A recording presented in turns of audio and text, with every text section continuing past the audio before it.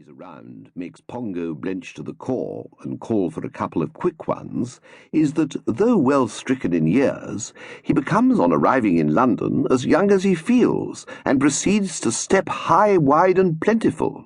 It is as though, cooped up in the country all the year round with no way of working it off, he generates, if that's the word I want, a store of loopiness which expends itself with terrific violence on his rare visit to the centre of things.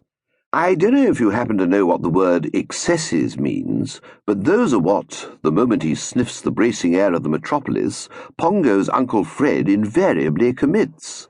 Get Pongo to tell you some time about the day they had together at the dog races. Little wonder, then, that, as he spoke, the young Twistleton was conscious of a nameless fear. He'd been so hoping that it would have been possible to get through today's lunch without the old son of a bachelor perpetrating some major outrage on the public weal. Was this hope to prove an idle one? It being the opening day of the Eton and Harrow match, the conversation naturally turned to that topic, and the Bean and the Egg, who'd received what education they possessed at the Thameside Seminary, were scornful of the opposition's chances. Harrow, they predicted, were in for a sticky weekend, and would slink home on the morrow with their ears pinned back. "Talking of Harrow, by the way," said the Bean, "that kid of Barmy Phipps's is with us once more. I saw him in there with Barmy, stoking up on ginger pop on what appeared to be cold steak and kidney pie with 2 veg. You mean Barmy's cousin Egbert from Harrow? That's right, the one who shoots Brazil nuts." Lord Ickenham was intrigued.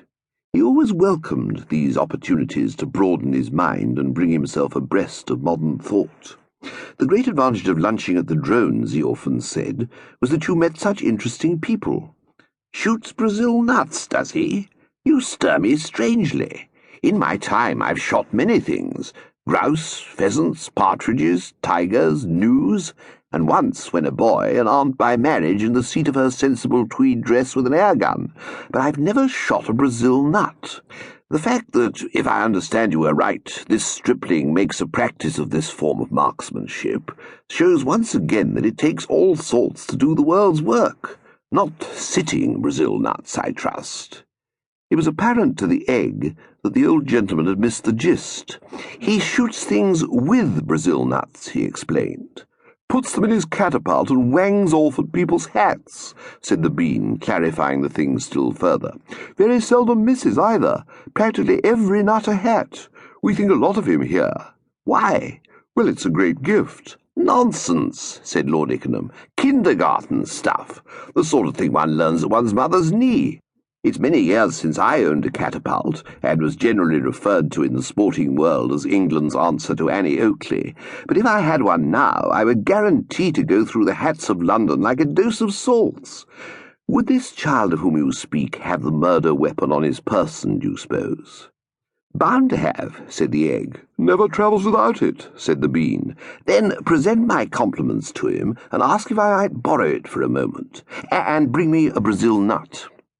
A quick shudder shook Pongo from his upper slopes to the extremities of his clocked socks. The fears he had entertained about the shape of things to come had been realized. Even now, if his words meant what they seemed to mean, his uncle was preparing to be off again on one of those effervescent jaunts of his which had done so much to rock civilization and bleach the hair of his nearest and dearest. He shuddered accordingly, and in addition to shuddering, uttered a sharp quack of anguish such as might have proceeded from some duck which, sauntering in a reverie beside the duck pond, has inadvertently stubbed its toe on a broken soda-water bottle. "You spoke, Junior?" said Lord Ickenham courteously. "No, really, Uncle Fred. I mean, dash it, Uncle Fred. I mean, really, Uncle Fred, dash it all." "I'm not sure that I quite follow you, my boy. Are you going to take a pop at someone's hat?" "It would, I think, be rash not to.